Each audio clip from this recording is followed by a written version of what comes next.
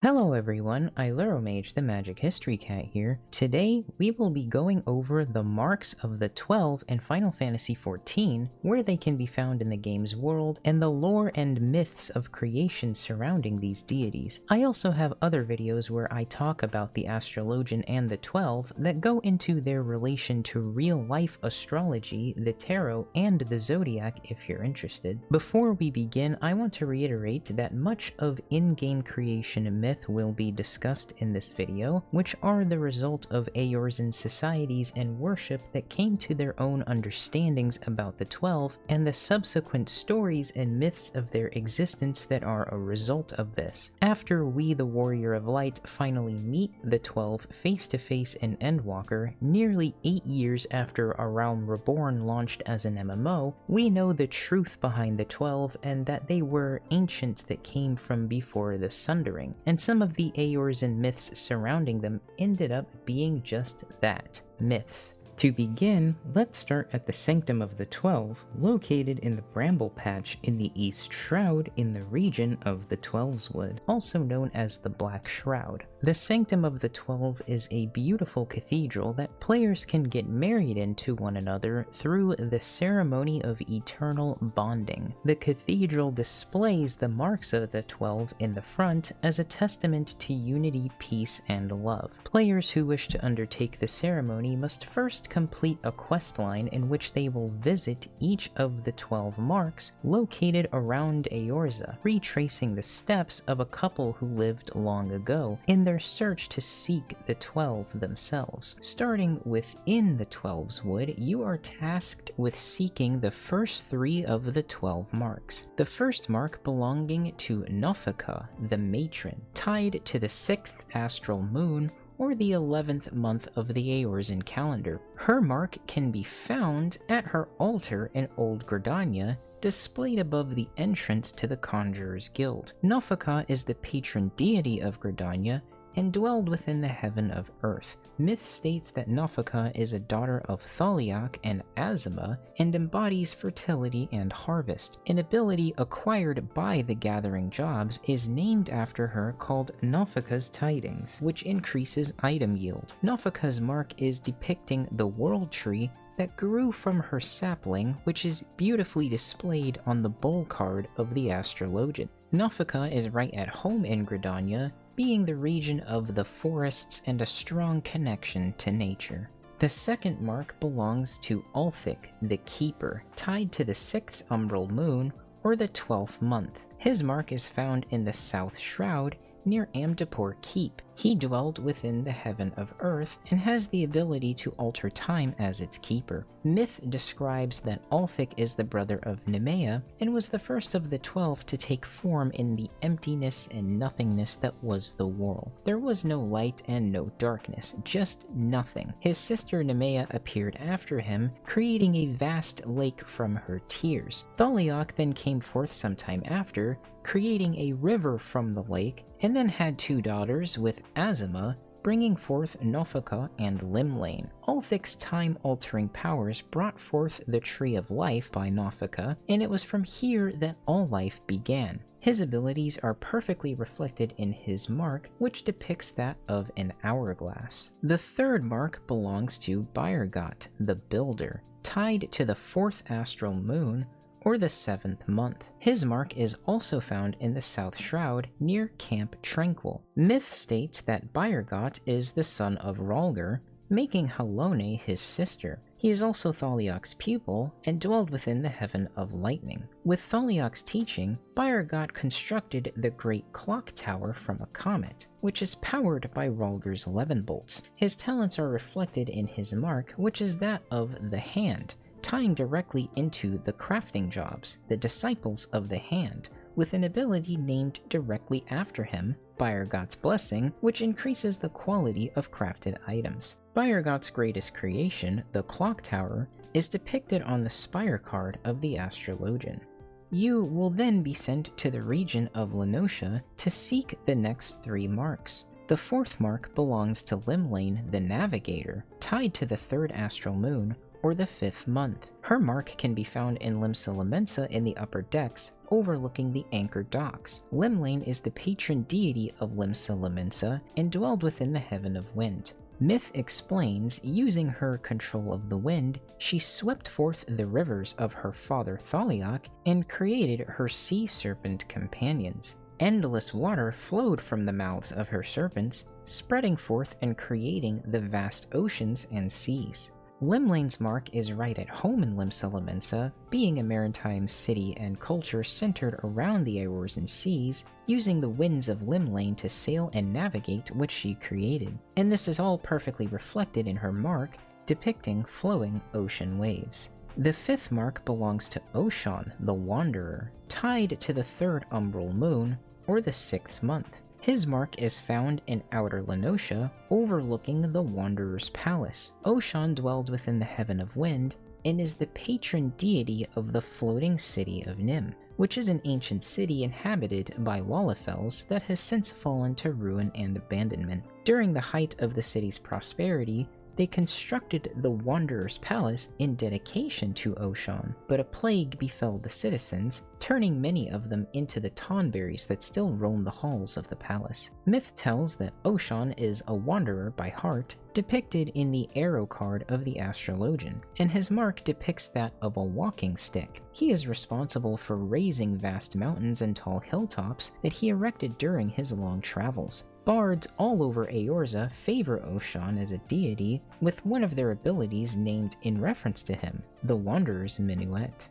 The 6th mark belongs to Nemea, the Spinner, tied to the 2nd umbral moon, or the 4th month. Her mark can be found in Lower Lenosha, just outside of the Morabi dry docks. Myth describes how Nemea is the 2nd of the 12 to take form in the emptiness, and dwelled within the heaven of water that was formed by her tears. Her tears formed the Silver Tear Lake in Mordona, and served as the source from which all magic in the world flowed from. Nemea is also the goddess of fate, and her mark is that of a spinning wheel, embodying her power over the Wheel of Fate. Nemea fell in love with Althic, and it was from them that Azima and Menfina came to be. Nemea and Althic also assigned Midgardsormr to be the protector of Silvertear Falls, the keeper of the lake. After this, you will be sent to Thanalan to seek the next 3 marks on your journey. The 7th mark is Rhalgr the Destroyer, tied to the 4th umbral moon, or the 8th month. His mark is found in southern Thanalan, in the settlement of Little Alamigo. Rhalgr is the guardian deity of Alamigo, and dwelled within the Heaven of Lightning.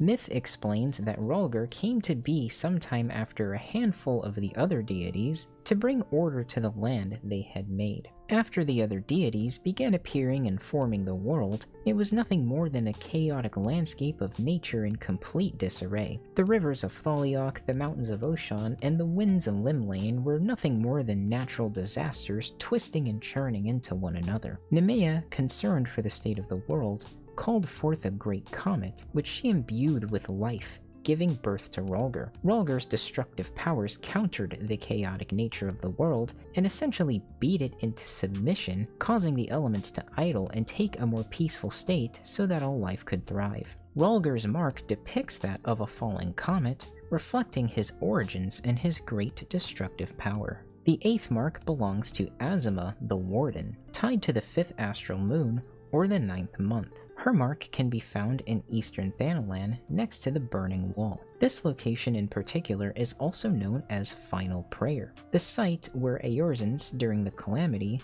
said their final prayers before perishing in the fires of Bahamut. Myth tells that Azima is one of the daughters to Althic and Nemea, the other being her sister Menfina. When Azima and Menfina were born, so too were the sun and moon, and the day and night. Azima dwelled within the heaven of fire, and Nalthal constructed a sprawling golden city there out of golden bricks forged in Azima's flames. Azima's mark reflects her status as the keeper of the sun, showcasing the radiant sun, and this is also depicted on the balance card of the astrologian. The 9th mark belongs to Nalthal, the Traders, tied to the 5th umbral moon, or the 10th month. His mark is found just outside of the Thaumaturgus Guild in Ul'dah.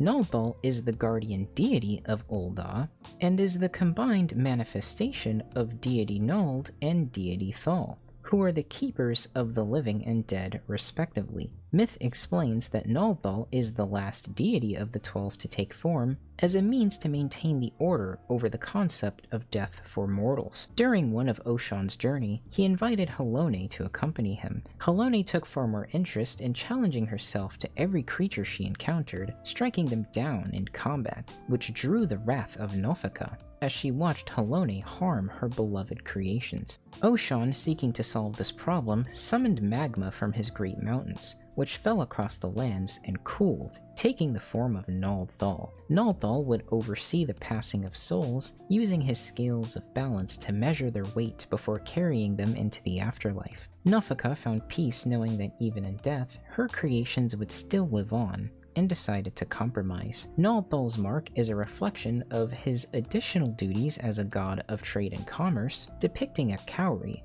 which was the form of currency in the ancient days of Ul'dah.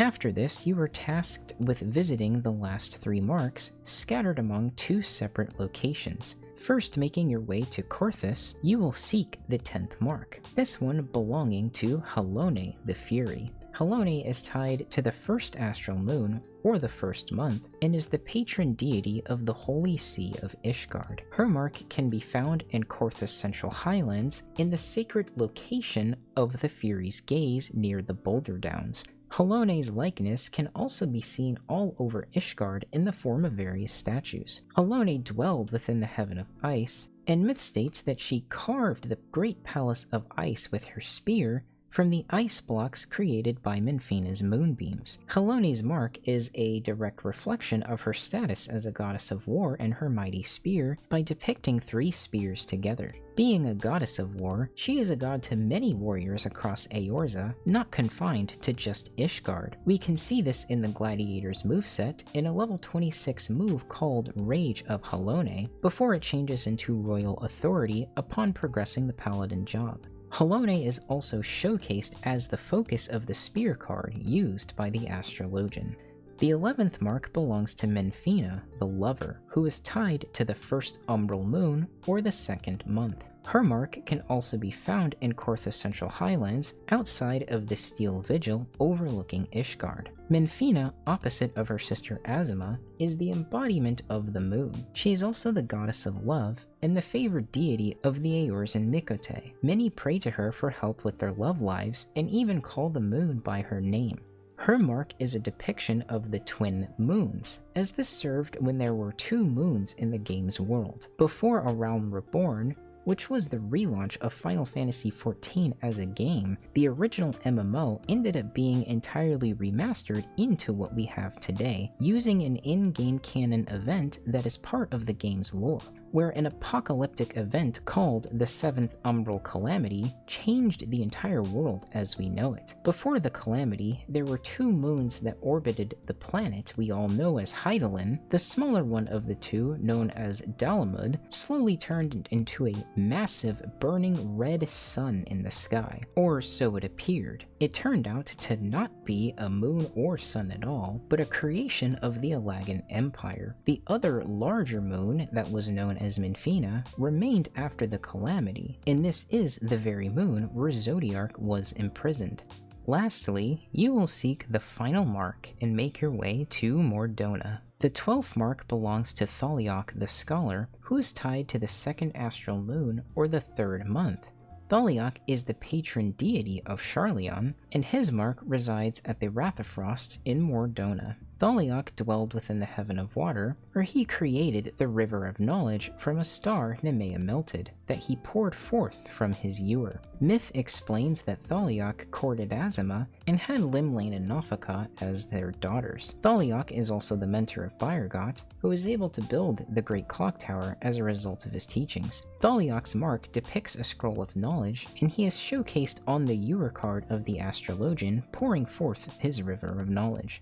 Further inspection into the marks themselves will reveal their origins and how they got there in the first place. Upon the approach of the calamity, an Elazin from Charleon named Lussois L'Evrieux did everything he could to prepare. He founded the Circle of Knowing, which was a collection of 12 scholars like himself that did everything they could to prevent the oncoming disaster. This group was comprised of a handful of characters, some of which known and beloved to this day, such as Y'shtola, Thancred, and Urianger.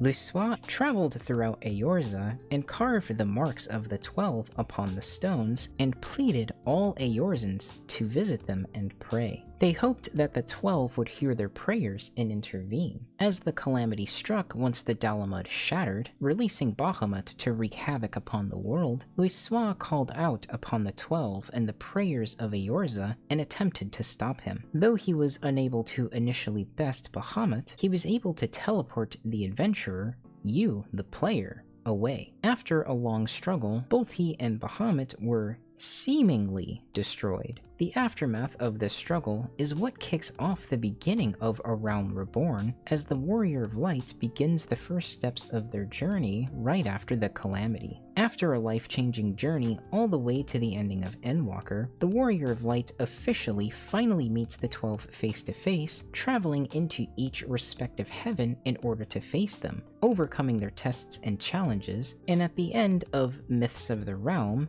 the Alliance Raid series of Endwalker, the 12 are finally free to return to the Ethereal Sea to peacefully rest. I want to thank you all very much for watching. If you like this video, consider leaving a like or telling me what you thought, and remember to subscribe so you don't miss the next one. Thank you again, and remember to pet a cat today.